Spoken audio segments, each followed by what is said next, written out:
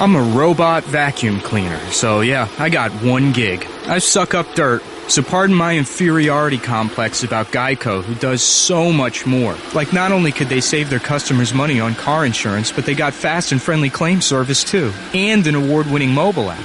Plus access to licensed agents 24/7. Who am I kidding? I can't even do corners. Uh-oh, choking hazard. Popcorn kernels. Geico. Expect great savings and a whole lot more. This is the Stephen A. Smith Show podcast. I'm Stephen A. That was the great Dr. Martin Luther King Jr. One of his many speeches, one of his many great, phenomenal speeches.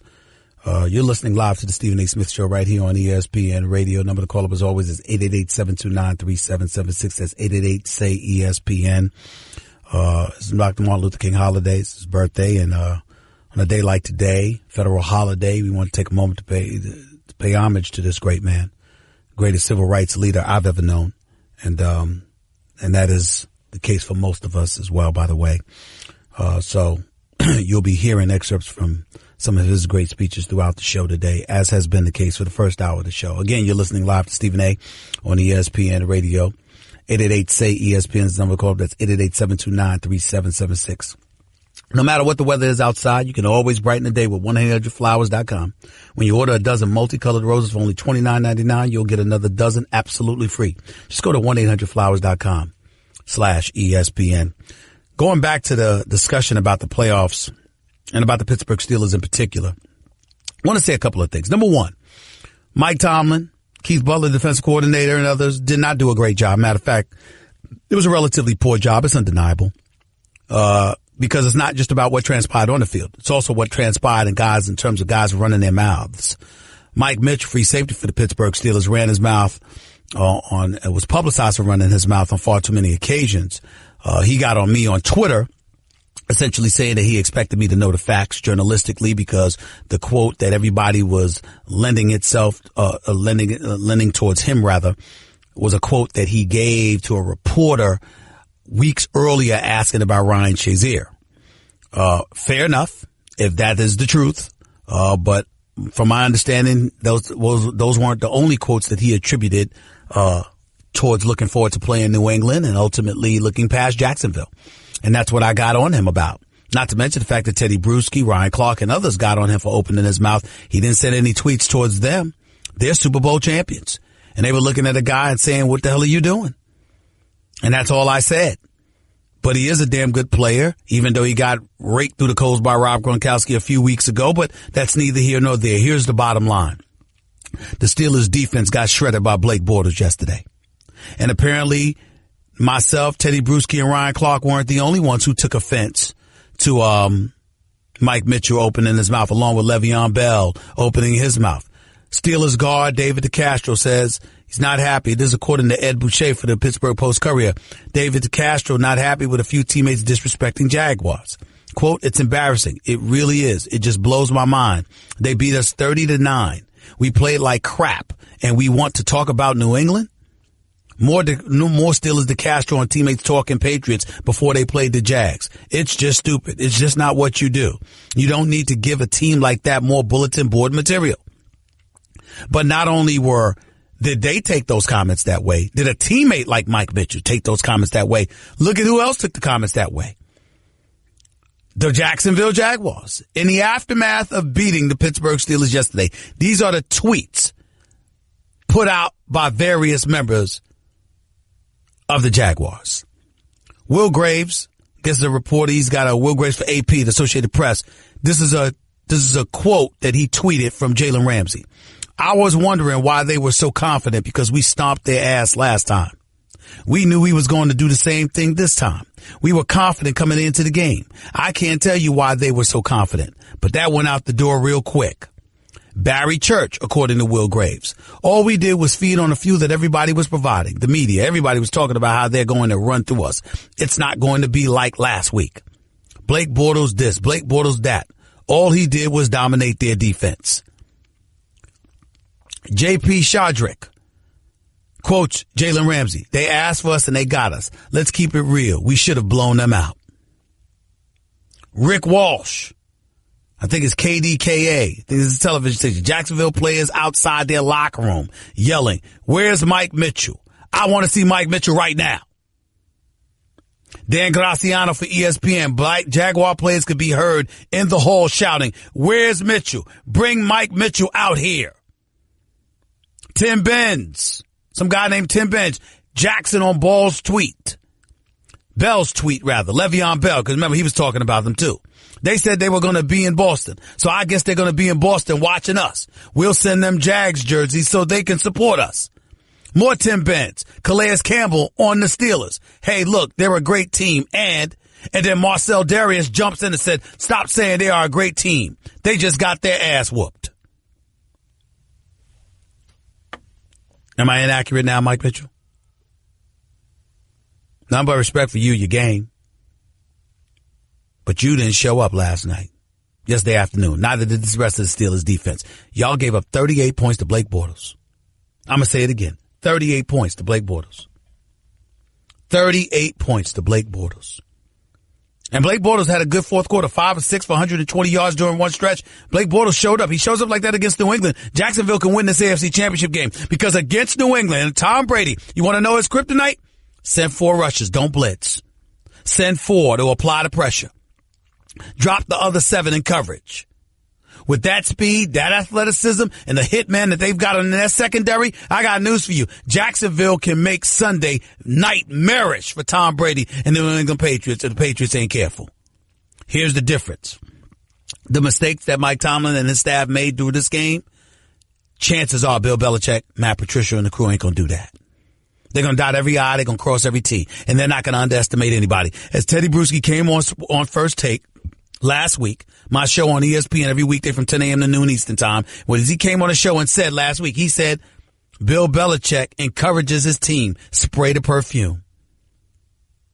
Say nothing but sweet things to your opponent and about your opponent all week long. Provide no bulletin board material whatsoever. So guess what? In other words, Bill Belichick ain't going to have any members of his Patriot squad imitating Mike Mitchell, Le'Veon Bell, or anybody else on the Steelers who were talking smack. Looking past the Jaguars, clearly, because they wanted a second shot at the Patriots. He's not going to have that. That's why he's been to 7 consecutive AFC Championship games. That's why he has 2 Super Bowl championships in the last 4 years or so. Just a thought. Just a thought. Marty in New York, you're live with Stephen A. What's up? Hey, Stephen A. Long time caller. Listener, first time caller. I am a Steelers fan. Mm-hmm. My God, my defense, a high school team could play better defense than the Steelers yesterday against Blake Bortles and everything. You know what I'm saying? Mike Mitchell needed to shut his damn mouth and play defense yesterday. And another thing I have a gripe with is those 2 4th and inches calls where we did the sweep outside, knowing Jacksonville's defense was so damn fast on the outside. We couldn't get there. We lost 4 yards. And then another one was that pass. How come we Ben Roethlisberger 6'5"? He could have just leaned forward and scored. Got this first down. Granted, he threw the ball on some beautiful passes to Antonio Brown and them on 4th downs and stuff, but our defense looks so horrible. I agree with you about the Steel Curtains a long time ago, and Le'Veon Bell should shut up about his contract, about franchise tagging him, and showing up. He did his thing too, but our defense bad. Le'Veon Bell did show up. He balled. Mike Mitchell may not have, but Le'Veon did ball. Let's not knock Le'Veon. Listen, he talked a little smack or whatever about his contract, but he did show you why he's validated. He did show you why he deserves his money. He, Antonio Brown, and Big Ben, the big 3 showed up yesterday. They were not flawless, especially Big Ben with his 2 mistakes that cost him basically 14 points. But the offense showed up. This game was on the defense and the coaching. I don't think there's any question about that. I appreciate the call. 888-SAY-ESPN. It's 888-729-3776. More of the Stephen A. Smith Show on ESPN Radio in a minute. You're listening to the Stephen A. Smith Show podcast. Back to Stephen A. Smith Show right here on ESPN Radio, 888-729-3776. It's 888-SAY-ESPN. Stephen A. Smith Show live with you. Martin Luther King Jr. holiday. Again, 888-SAY-ESPN is the number to call up. Stephen A. Smith Show is being brought to you by Pennzoil Synthetics. Talking synthetic motor oil performance to a whole. Taking synthetic motor oil performance to a whole new level. Make the switch to Pennzoil Synthetics today. Let's go into the phones. Carlton in Tampa, you're live with Stephen A. Talk to me, buddy. Where do I start today, my friend? First off, Mike Mitchell is hot garbage. In 14 games this year, he's gotten his hands on 2 balls, Stephen A. He has 2 passes defended in 14 games. No interceptions. He's not even in the frame of reference usually when there's double coverage and he's over the top. Okay. He's awful. He is truly awful, and until the Steelers get rid of him, they're going nowhere. Okay. Secondly, I got a prediction for you, Stephen A. Uh-oh. This coming Sunday. No, let me guess. You're going to pick the Jacksonville Jaguars to beat the New England Patriots, aren't you? No. I'm going to predict that Ramsey and Boye are going to get at least 3 defensive holding or pass interference calls on the New England Patriots. They mauled the Steelers receivers yesterday. And the refs did not take the flag out of their pocket one time. How about when Ramsey goes over the top of Martavius Bryant at the 5-yard line, mauls him, no flag comes out. I agree with that. I guarantee you the refs are going to throw multiple flags on them for the New England Patriots, because it looks like the refs have decided that the Patriots are going to be the Super Bowl champions. In the last 4 games, Stephen A., since the Patriots got in trouble when they lost unexpectedly to the Dolphins, the refs have called all of 12 penalties for 100 yards against the New England Patriots. They have called 29 penalties for 292 yards against their opponents, reversed 2 of their opponents' touchdowns called on the field, reversed a 4th down opponent's stop on the field and gave the ball back to the Patriots, and reversed a Patriots 4th down punt against Tennessee and gave the Patriots the ball back. It is unbelievable, Stephen A. And even Tony Romo and Jim Nantz and Mike Mularkey, they all see it in the first half of last weekend's game against the Titans, and nobody else sees it. The refs are calling 3 times the amount of penalties on the opposition as on the Patriots. But wait a minute. You're giving me numbers and you're giving me stats, and I can respect that. But I got a loaded question to ask you, Carlton. Go ahead. Is it possible that Bill Belichick knows the rules better than most of his opponents, and as a result, coaches his players to sit up there and know the rules themselves and know how to draw these penalties against the opposition? Oh, they know the rules better. In the first 13 games of this season, Stephen A., the Patriots had 87 penalties for 772 yards. Their opponents had 92 penalties, only 5 more, for 805 yards, 34 yards more. So they were within like 4% of each other for the first 13 games. And in the last 4 games, when the Patriots were looking like they weren't going to get home field advantage, they have called 3 times 300% of the amount of penalties on the opponents is on the Patriots, and reversed 2 of their touchdowns. And like I say, reversed the 4th down stop of them, reversed the 4th down punt to the Patriots. It's a joke, Stephen A. And Tony Romo saw what a joke it was. That game the Titans should have either been tied or ahead at the half in that game. It was all the refs. It was all the refs in the first half of that game with that ridiculous offensive pass interference call against Decker and the ridiculous drawing illegal motion on the Patriots punt. Do you know that by those 2 penalties alone, they stopped the Titans. Tennessee had the ball first down on their own 40-yard line. So they reversed a short field for the Titans. They gave the Patriots a short field because after the penalty and the punt, the Patriots got the ball on the 48-yard line, okay? Mm-hmm. So the Patriots had a short field. They go down and they score their second touchdown. And on the punt, the Patriots had the ball at the 11 and they were punting. I got all that. Instead of Titans getting a short field, the Patriots ended up scoring a touchdown after that. Here's my problem with what you're saying. You're acting like the Patriots are going to win the Super Bowl by default, when in fact, again, I've said this to you on many occasions, Carlton, if Bill Belichick cheats so much, if Bill Belichick gets so much favor and what have you, when does it come a point in time when the opponents are culpable in terms of getting themselves into a similar position? If you can't beat him, join him. Figure out a way to do what the hell he's doing. Answer that quickly because I got play by the rules, Stephen A. If everything defaults into just wide open lawlessness, nobody's going to want to watch the game. All right, Carlton, I got to run. But now I'm saying that the rest and the league wants the Patriots in the Super Bowl. Oh, you're damn right they do. And you should too. And you should too. Why the hell would you want to see Blake Bortles versus Nick Foles or Case Keenum? Why would you want to see that? I want to see Tom Brady beat the Patriots and get the game taken away. I don't want to see that, Stephen A. Hey, as far as I'm concerned, it looks legitimate to me. I ain't got no problem with it, Carlton, but I appreciate the call. Thank you so much. Thank you, Carlton. See, Carlton's going to hate on the Patriots no matter what. I mean, they're 5-time champions. They've been to 7 straight AFC championship games. I mean, come on. The worst record they've had since the new millennial is 9-7. And Carlton will find a way.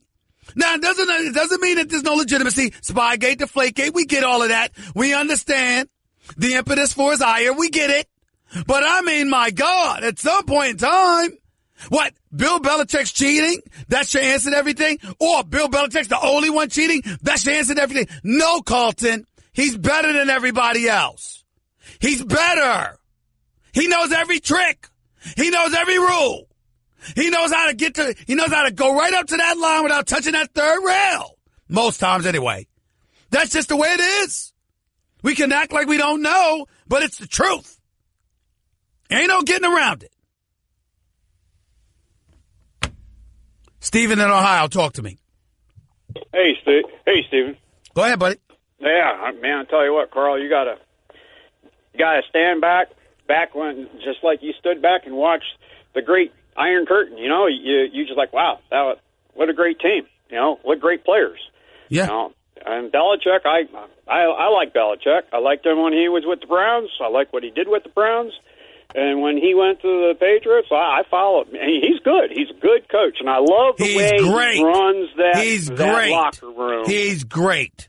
Belichick is the best. He's the standard. Period. Yeah. I mean, I love, like I said, what he does with that locker room. Do you hear much coming out of that locker room? Here's the bottom line. Here's what you're trying to say, Stephen. Okay? Mike Mitchell, Le'Veon Bell, their comments would have never been made if they were playing for the Patriots. That's basically what you're trying to say. Yeah. And there's nobody can never refute that right now. I wish I could, but I can't. I really, really do, Stephen, but I can't. You're absolutely right. That's something that Mike Tomlin's got to reel in. You know, he is emotional. He is chest thumping, but I happen to think he's a damn good coach. His record during the first half of a season, it's usually better during the second half of the season. 7 of the 10 seasons he's been a coach, guess what? And now 11, his record in the second half of the season has been better than his record in the first half. But you can't lose games like you lost yesterday. And you can't lose games the way you lost yesterday. There is no way around that. We can slice it any way we want to, but it is what it is. Period. 888-SAY-ESPN. That's 888-729-3776. Stephen A. Smith Show on over 250 markets plus across the country, plus Sirius XM.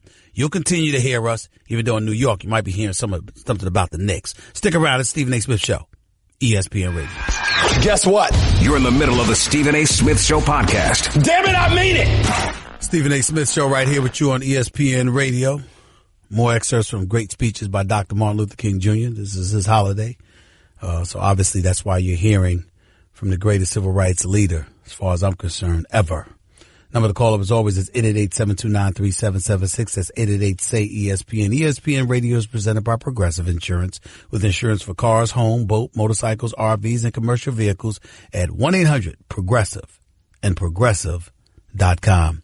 Before I get back to the calls about these NFL playoff weekend, in which Blake Bortles and Jacksonville Jaguars scored 45 points against the Pittsburgh Steelers, winning their AFC divisional playoff game. They're set to meet the New England Patriots in the AFC championship game. Of course, a miracle in Minneapolis, as the Minnesota Vikings lucked up because a rookie by the name of Marcus Williams forgot that he's supposed to be a safety. He's supposed to be the last line of defense, and you're not supposed to dive head first and not touch a receiver, and let him scamper down the sideline for 61 yards for a touchdown. He'll have to live with that for the rest of his career.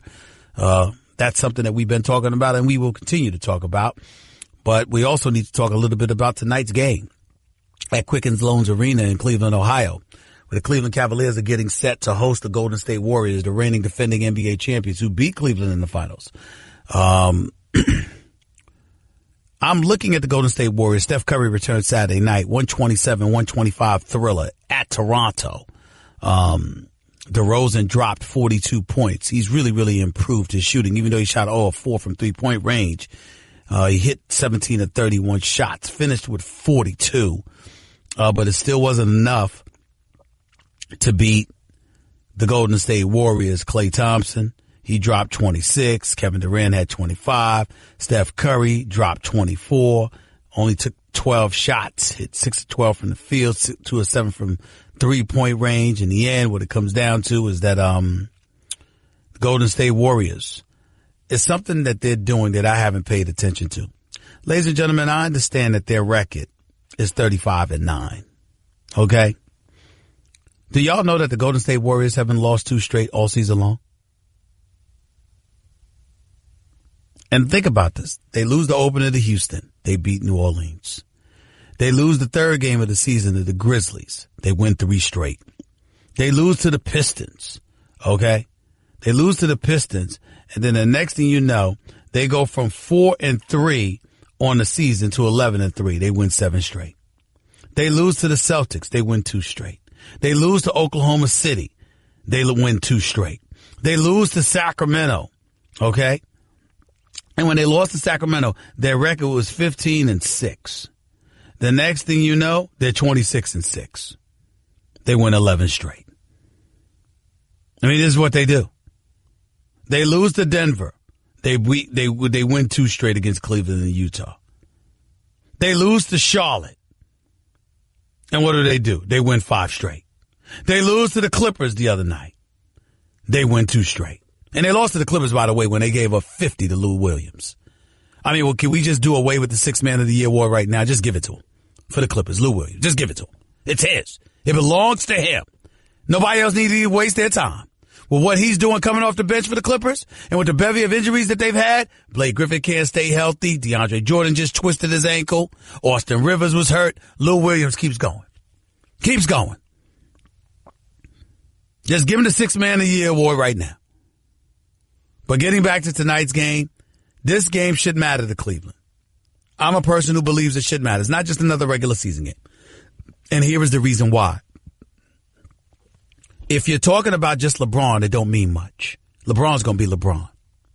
But when you're talking about the collective whole coming together with one agenda, one goal in mind, then you got yourself an issue. Tristan Thompson's gotten back. He's productive off the bench. You want to give him some time. You started the season off starting Kevin Love at the 5 because you got to get set to go up against Golden State, and Kevin Love is more of an offensive threat than Tristan Thompson, although he's more of a defensive liability. Then you have the situation where Isaiah Thomas comes into the lineup, and he's a bit rusty. He's got to get his legs under him, and we have no doubt that he's going to be effective offensively. The problem with him, however, is that he's a defensive liability because his miniature 5'9" frame. When you think about the fact that the smallest person on the court for the Golden State Warriors is usually Steph Curry, who happens to be the greatest shooter in the world, who's a legitimate 6'3", which makes him about 4 to 5 inches taller than Isaiah Thomas, you got yourself a problem. And then, of course, we got to get into J.R. Smith, who was sulking because he didn't start, but then ultimately got inserted into the starting lineup at the expense of Dwayne Wade. And in fairness to him, he probably deserved to start because they went to 3 straight NBA finals with him in the lineup. And he worked his tail off in the offseason and was totally committed. And then Dwayne Wade comes and Dwayne Wade's inserted into the lineup, even though Dwayne Wade's a 3-time champion. But the reason why I say that J.R. Smith should have never been taken out of the starting lineup is because Dwayne Wade is a true champion, who is class personified and has the intestinal fortitude and the wherewithal to deal with coming off the bench a hell of a lot better than J.R. Smith could deal with being relegated to the bench. And that's the deal. So you have all of that going on. And you look at that and you say, Tyronn Lue's got to figure this out. Because he's got to figure out how to bring the personalities together while at the same breath making sure that he understands that some people deserve more minutes, some people deserve their minutes sacrificed. So with all of that coming into the equation, what do you have going on? It's a big deal.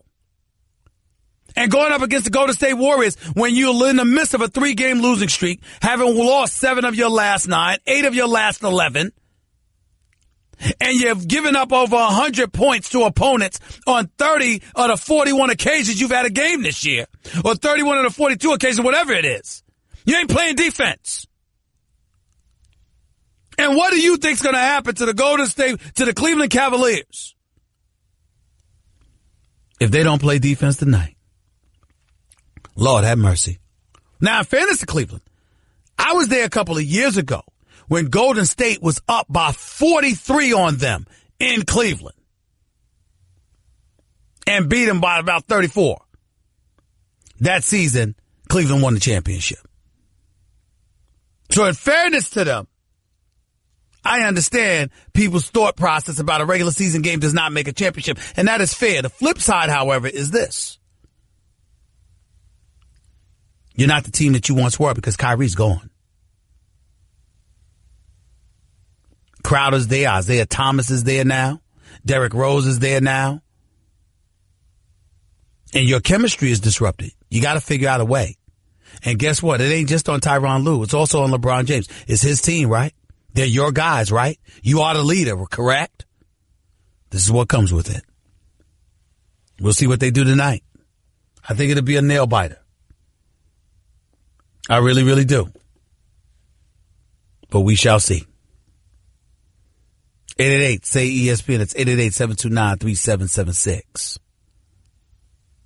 Your calls to close out the show in a minute. It's Stephen A. on ESPN Radio.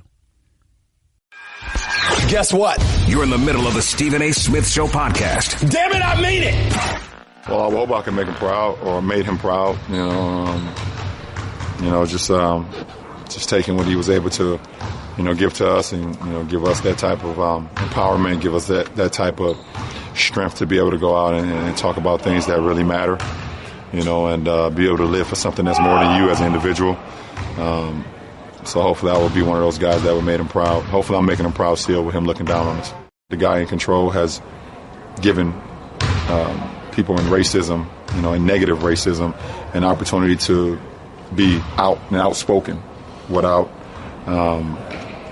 fear, and that's the fearful thing for us, because it's with you and it's around every day. But he's allowed people to come out and just feel confident about doing negative things, and like I said, we can't allow that to stop us from all continuing to be together and preach the right word of of living and loving and laughing and things of that nature, because will we want to live anywhere else? I don't think so. We love this place. That is LeBron James, best player in the world, one of the iconic sports figures of our time, one of the top 2 as far as I'm concerned. You were listening to him just now speak at this morning's shoot around before tonight's game between the Warriors and the Cavs. He was speaking at shoot around. He was speaking about racism. He was speaking about President Trump, whose policies and rhetoric since he came into office have been repeatedly challenged by LeBron James and others like Steph Curry and others. And so it's more than appropriate to hear LeBron James praise the greatness, the profound influence that the great Dr. Martin Luther King Jr. had upon us all. And on a day like today, it was certainly apropos to play that sound from him speaking about Dr. Martin Luther King, about civil rights, and about what he believes to be is a step in the wrong direction, if indeed rhetoric and what is perceived as being allowed and encouraged by the President of the United States himself is what can lend itself towards dividing us. So that's what you got that from. That was LeBron James speaking earlier today. This is the Stephen A. Smith Show right here on ESPN Radio, 888-729-3776. It's 888-SAY-ESPN. The NBA is on ESPN Radio. Tune in tonight as Steph Curry and the Warriors, the reigning defending champion Warriors, visit LeBron James and the Cleveland Cavaliers. Coverage begins at 7:30 p.m. Eastern on most ESPN radio stations. Back to the phones we go before we get on out of here for the day. Make your points real quick or I'll do them for you. Billy in South Carolina, you're live with Stephen A. Go. Stephen, 3 quick points. First of all, the game yesterday in New Orleans and Minnesota is probably the best game that you'll see in the playoffs all year. You have to tell Carton the truth or set you free, and it's probably going to end up being New England and Minnesota. And as far as Martin Luther King concerns, I think he could have been, should have been, would have been probably the first black president of the United States. And I'm white and I date black girls. I'll talk to you later. Bye. Thank you. Appreciate it. Mikey in Texas, you're live with Stephen A. Go ahead. Hey, man, how's it going? I'm all right. Go ahead. Quick Chris Rock reference. If it ain't new, it's through. I think it's great for the NFL to have these young teams, young quarterbacks. Hold on, Mikey. That's fair. But let me ask you a question. As of right now, do you want to see a Super Bowl with Blake Bortles against Nick Foles and Case Keenum? Minus Nick Foles, I still think it's good. I'm saying, would you rather see that rather than Tom Brady going up against Philly or Minnesota? Nope, because I do want to see Tom Brady lose. Personal reference. All right. Got you. Thank you. Appreciate the call. Kevin in Houston, you're live with Stephen A. Go ahead. Hey, what's up, Stephen A? Obviously, today is a very special day for us young black men and women. Yep. Martin Luther King, Malcolm X. I mean, obviously he wasn't with me, but he's helped me succeed it, and we got to fight our way as black people. We got to show people we're wrong, and that's what I love doing it.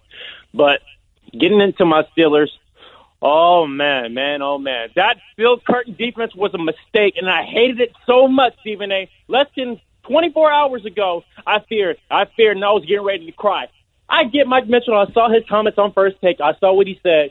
But if you are an analytics and you look back to this season, you were really surprised that the Steelers are 12-3. Because that defense just got crushed, and Chris Boswell had to come and save us the game. I'm so disgusted in this. And I got you. I got you. I'm going to stop you right there because I got to go, and you're just getting emotional, and that's my job. You ain't getting away with that. But have a nice day. Appreciate the invitation. Cam in Florida, you're live with Stephen A. Go ahead.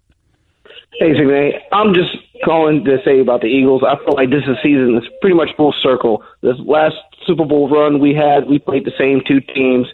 I feel like the winner of this game, we beat New England in the Super Bowl. It's a rematch, or we play Jacksonville, the city that we lost in. So I feel like this season is coming full circle. What do you think? I don't know about that. We'll have to wait and see. Minnesota's going to have something to say about that. And just because you lost the Super Bowl in Jacksonville, it ain't got nothing to do with the Jacksonville Jaguars. I mean, the fact of the matter is you'd have a legitimate beef if Carson Wentz were healthy and you going up against Tom Brady. That would be special because I got news for you. If Carson Wentz was playing, there would be no doubt in my mind that the Eagles would win the Super Bowl championship this year based on what I'm seeing in these playoffs. I would have the Eagles winning the Super Bowl championship. I just can't fathom the idea that Nick Foles is the guy that's going to take you there. He might take you to the Super Bowl, but I don't see him winning it. It'll be either lose next week or he'll lose 2 weeks after. That's my opinion. But I appreciate the call. Virgil in Virginia, you're live with Stephen A. Talk to me real quick, Virgil. Go ahead. Yeah, I'm just saying, Mr. Smith, you need to stop hating on Blake Bortles.